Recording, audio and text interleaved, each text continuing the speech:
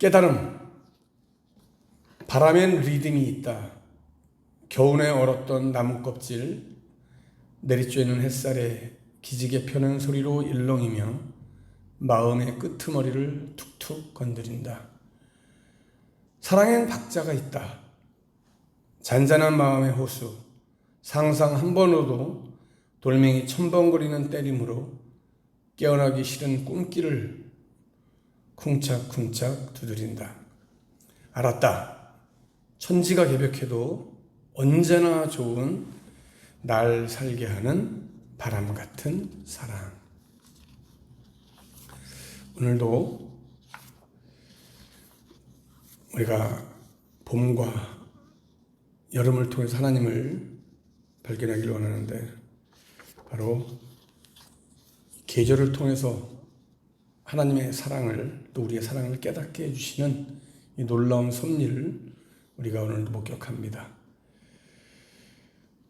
오늘도 우리에게 주시는 이 말씀 속에서 계절을 통해 역사하시는 하나님을 발견하고 그 하나님과 함께 동행함으로 우리의 삶이 정말 아름답고 복된 삶이 될 수 있기를 간절히 축복합니다. 오늘도 사랑 하나로 충분하다고 고백하면서, 정말 하나님 사랑 하나로 충분하다고 고백하면서 예배드리는 여러분들을 축복합니다. 우리가 지난 시간에 겨울에 불어오는 찬 기운을 맞으면서 하나님께서 부어주시는 놀라운 은혜, 그 기운을 느껴보자고 했는데, 오늘은 우리가 이제 뜨거운 여름을 맞이하면서 그 기운을 느껴보자라고 하면은 좀 너무 더워서 기운을 느끼기보다는 지쳐가는 이런 마음을 느낄 수도 있는데, 그럼에도 불구하고 하나님은 여름이든 봄이든 어떠한 계절을 통해서 당신의 뜻을 우리에게 보여주시고 역사하시는 하나님인 것을 우리가 믿습니다. 우리가 신앙생활이라고 하는 것을 생각할 때 많은 사람들이 어렵게 생각하는 사람들이 있습니다. 물론 신앙생활이 무조건 쉽다라고 말하기에도 좀 그렇지만, 여러분, 신앙생활은 그렇다고 해서 그렇게 또 어려운 것이 아닙니다. 왜 그러냐? 어느 곳에서나 어느 때나 하나님의 손길을 느끼면서 하나님을 인정하고 하나님께 감사할 수 있다고 한다면은 우리의 신앙은 날마다 성장해 나갈 겁니다. 우리가 구름과 비를 볼 때마다 하나님의 위대하심을 고백하고, 또 천둥 소리를 듣고 번개치는 모습을 보면서 하나님의 그 위엄을 한번 생각한다고 해보세요. 그리고 지난주에 우리가 함께 나눴던 것처럼 겨울에 그 찬바람을 맞을 때마다, 또 내리는 그 하얀 눈을 볼 때마다 하나님의 주권과 권능을 깨닫는다고 한번 해보세요. 그 신앙이 얼마나 빠르고 견고하게 성장하겠습니까? 눈을 떠도 하나님, 귀를 기울여도 하나님, 그죠?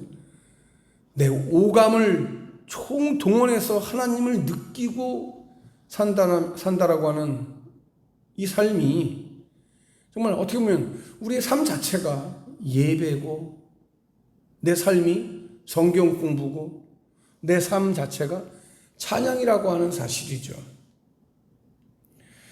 자연세계를 통해서 하나님의 위대하심을 깨닫자고 역설한 이 오늘 엘리후가 이런 위대한 신앙의 삶을 살았는지는 제가 잘 모르겠지만은,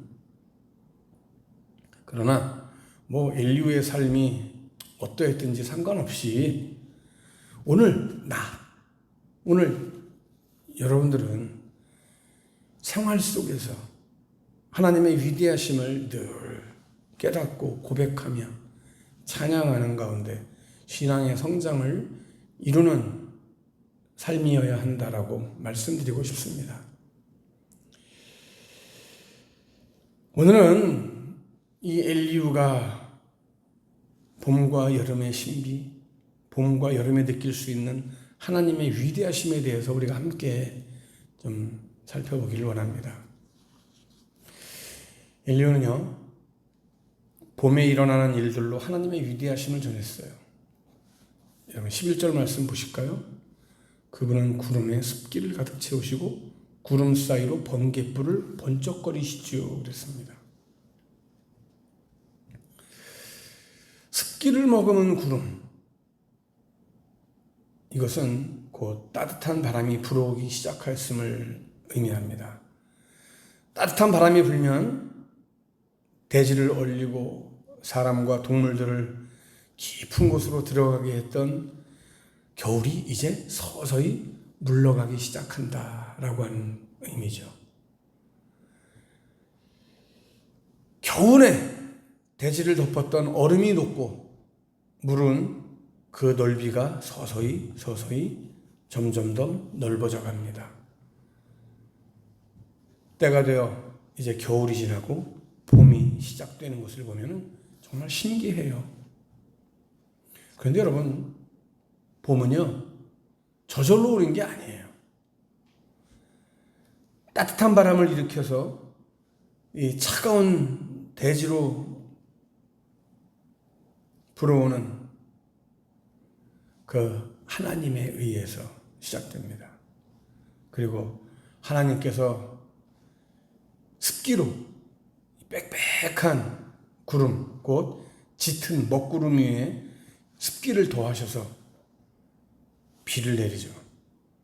비를 내릴 때, 여러분, 봄비가 내릴 때 겨울이 급속히 물러갑니다.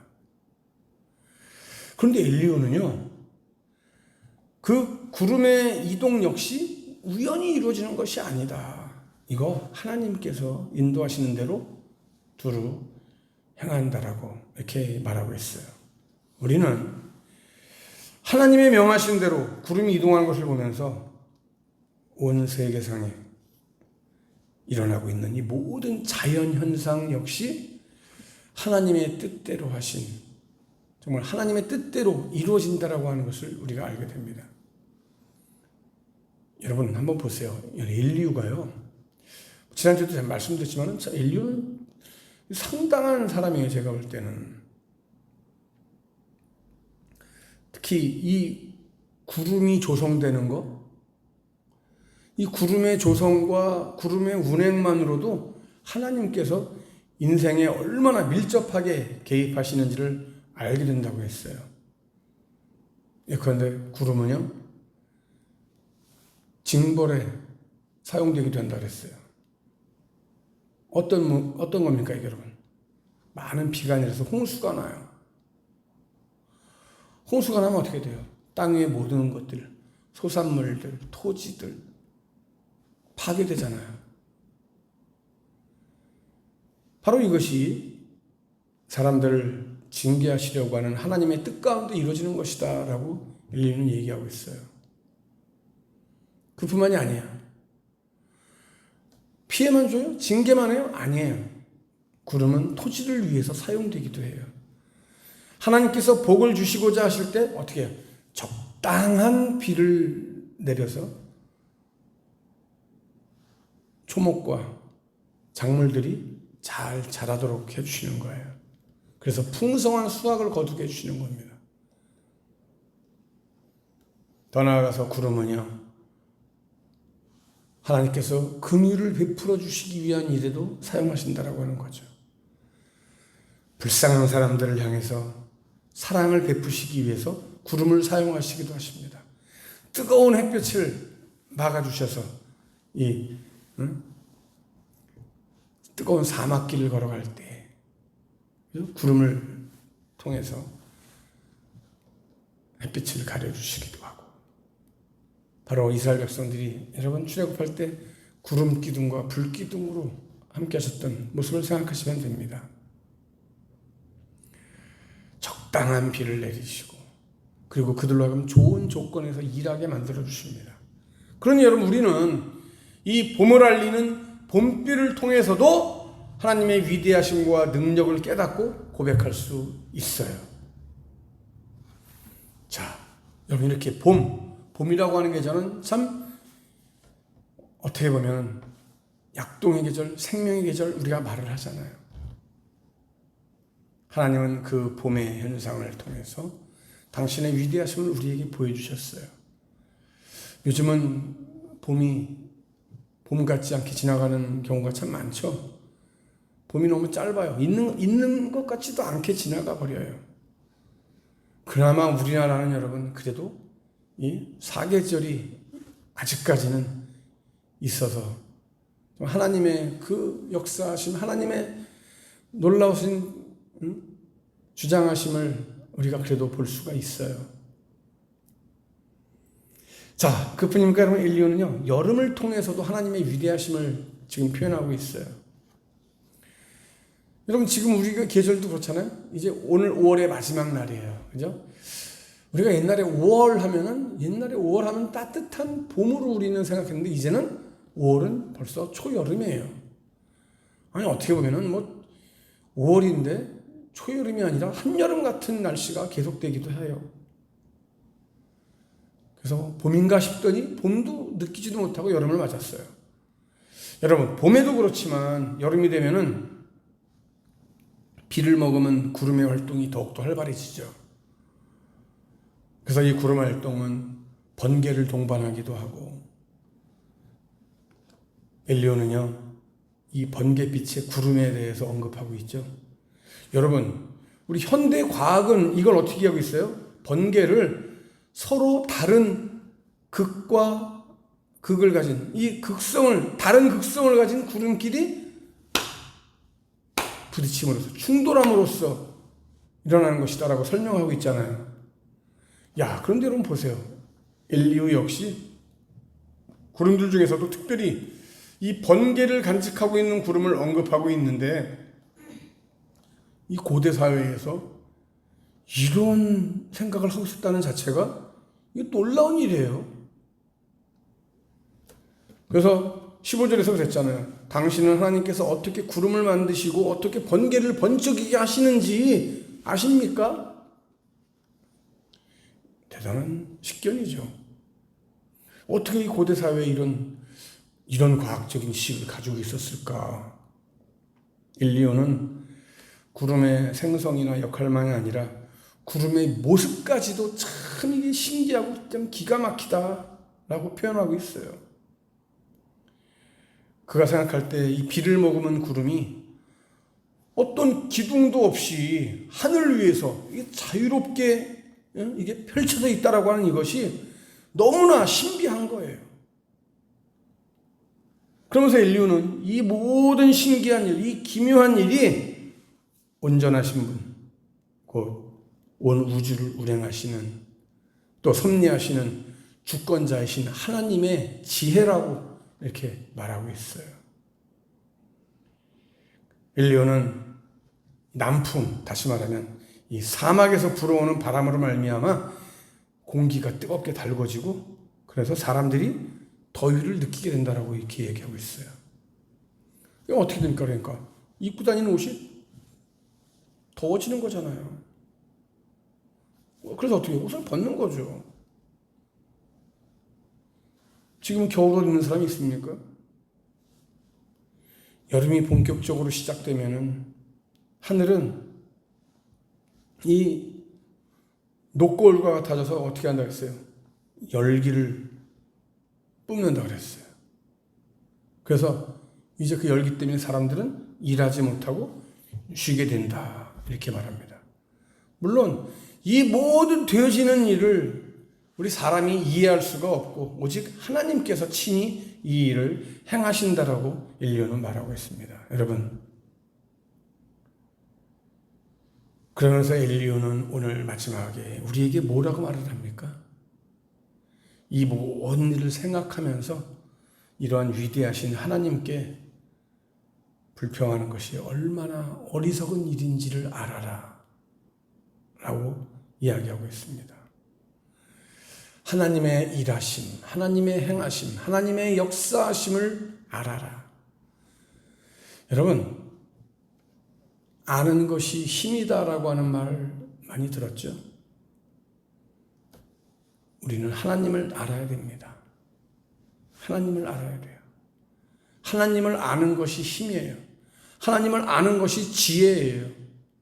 세상에 많은 사람들이 내가 뭐 잘났다, 내가 뛰어나다, 지혜롭다 얘기하는데 진정 그들 안에 하나님이 있는지를 바라봐야 합니다.